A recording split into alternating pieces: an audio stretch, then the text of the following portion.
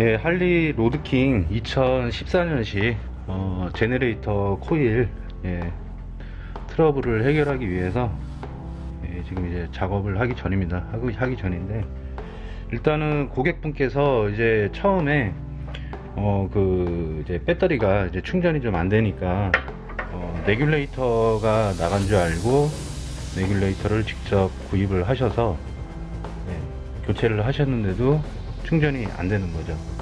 그래서 일단 저희한테 그 연락이 오셨는데, 계기판상에 배터리 경고등이 이제 들어오니까 이제 처음에 레귤레이터를 교체를 했었다 라고 하셔서, 그랬는데도 불구하고 이제 트러블이 해결이 안 되니까 제네레이터가 나간 것 같다라고 이제 저희가 일단 전화상으로는 진단을 해 드렸고, 그래서 일단은 요 제네레이터 코일을 나간 거를 이제 확인하기에 앞서서 이걸 이제 레귤레이터 쪽에서 이제 요 커넥터를 뺐습니다.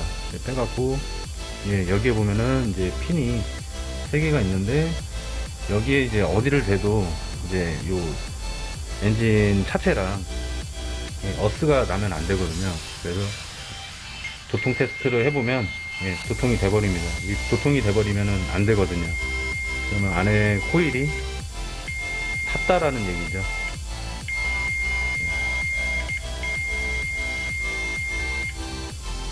그렇기 때문에 이제 제네레이터 코일을 교체를 하기 위해서 이 프라이머리 커버 쪽을 탈거를 시작해 보겠습니다.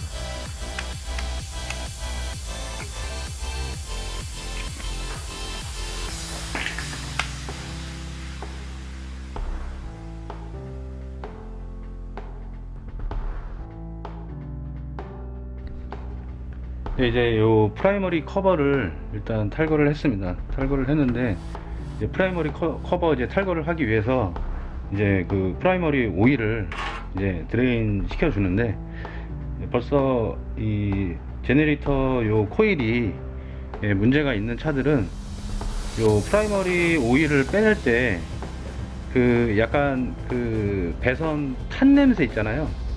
잿가루 탄 냄새가 굉장히 심하게 올라옵니다. 그래서 이제 요 제네레이터 코일을 이제 빼내기 위해서 이제 요 클러치 쪽이랑 요 반대편 이제 스타트 모터 쪽 이제 볼트 풀어주고, 그 다음에 이제 요 이너 프라이머리 커버를 탈거를 이제 해 보겠습니다. 그래서 요 프라이머리 쪽 요쪽을 탈거를 할 때 임팩을 좀 사용하는 경우가 많더라고요. 근데 임팩을 굳이 사용을 안 해도 손으로 쉽게 풀러낼 수가 있습니다. 이렇게 이제 움직이면 이제 이쪽으로 이제 지지를 해주는 겁니다. 지지를 해줘서 이제 요 뒤에 그 클러치 허브 맨샤프트 너트는 이제 요 시계 방향으로 풀러내는 겁니다. 시계 방향으로 풀러내고,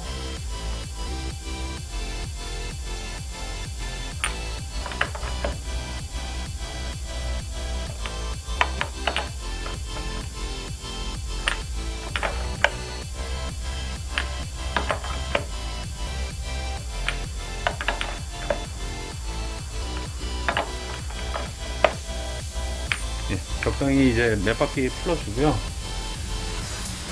그리고 이제 요 반대쪽은 이제 시계 반대 방향으로 해야지만 풀립니다. 그래서 요거를 반대로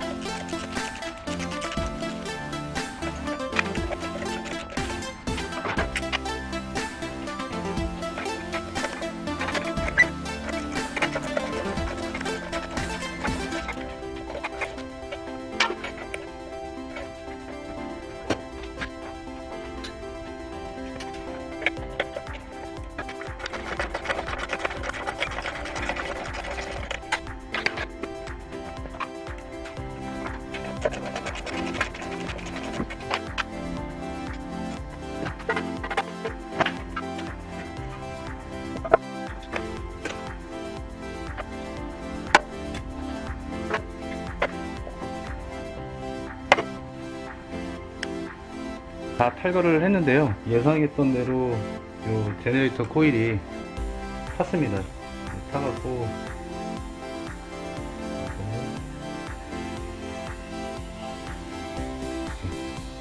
새까맣게 묻어나죠.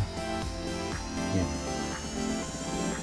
이렇게 제네레이터 코일이 타서 충전이 될 수가 없던 거죠. 그래서 이 고객분도 이 레귤레이터를 신품으로 직접 구매를 하셔서 교체를 하셨기 때문에 반품도 안 됩니다. 이 전기장치 같은 경우는 한번 개봉을 해버리면 반품이 안 되니까 정확한 진단으로 정확하게 교체를 하셔야지만 아무래도 이렇게 그 쓸데없는 비용이 발생되는 것을 방지할 수가 있을 것 같습니다.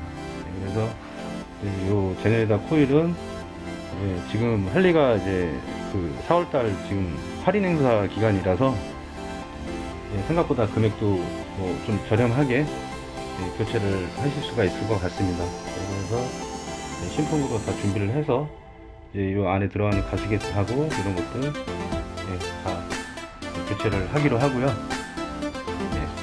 그 다음에 이제 이 프레임 주변부 이 부분도 한번 닦기가 굉장히 힘들거든요. 그래서 이렇게 탈거를 했을 때 한번 이렇게 닦아만 줘도 보이지 않는 부분이긴 하지만 이럴 때 닦지 언제 닦겠습니까? 그러니까 이런 부분도 뺐을 때 뭐 만약에 이제 거래처에 갔는데 안 닦아준다 라고 하시면 본인이 이 장갑 끼시고 그냥 한번 이렇게 문대주면 됩니다. 이거 언제 닦겠습니까? 한 번만 이렇게 문대줘도 벌써 틀리죠? 깨끗해졌습니다. 깨끗해서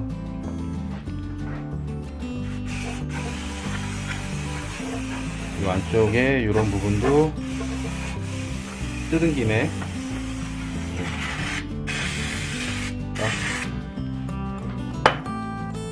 닦아주면 좋을 것 같습니다. 그래서 이제 여기까지 이제 탈거 작업은 다 끝났고요. 이제 나머지 이제 교체를 해 보도록 하겠습니다.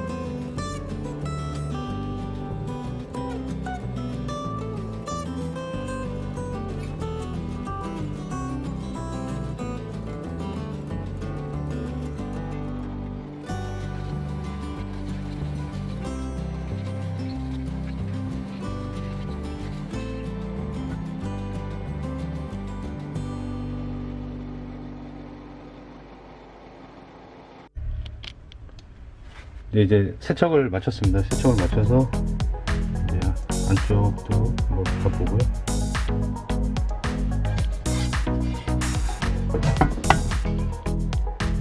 안쪽도 깨끗하게 다 세척을 마무리를 했습니다.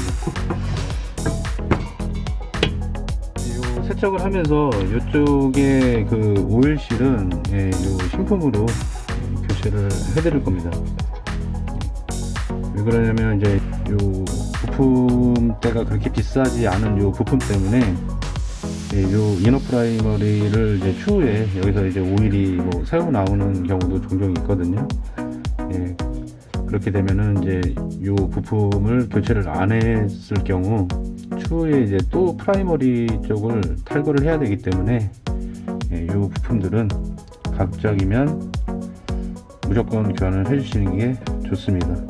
아무리 최신 연식이라고 하더라도 탈거했을 때는 무조건 1:1 교환을 해주셔야 되는 부품 중에 하나입니다.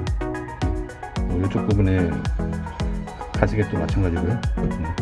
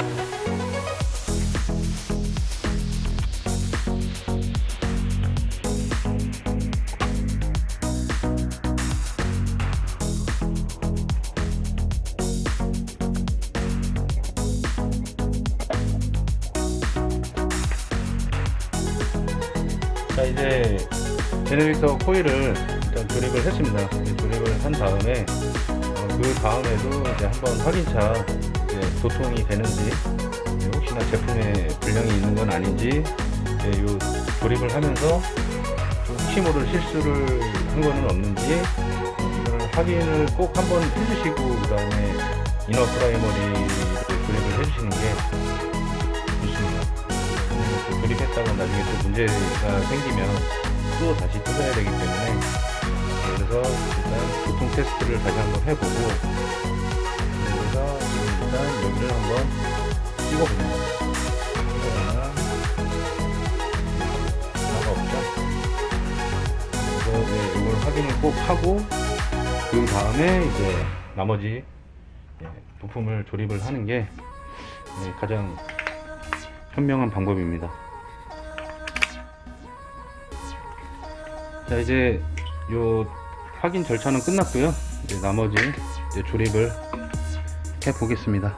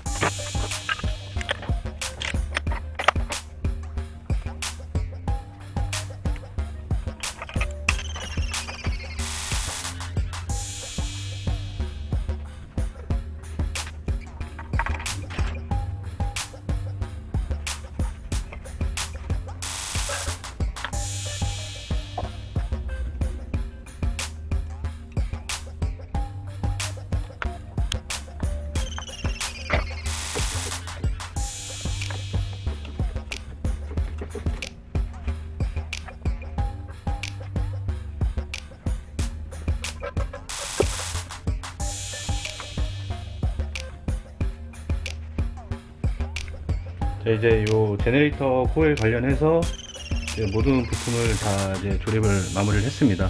예, 마무리를 해서 뭐 전용 툴을 이용을 해서 예, 그 다음에 각 토크값에 맞춰 갖고 임팩을 사용하지 않고 예, 다 수공구로만 예, 조립을 마무리를 했습니다. 예, 마무리를 하면서 이제 요 가스켓류는 이제 다 대부분 이제 신품으로 이제 교체를 해주시는 게 좋고요.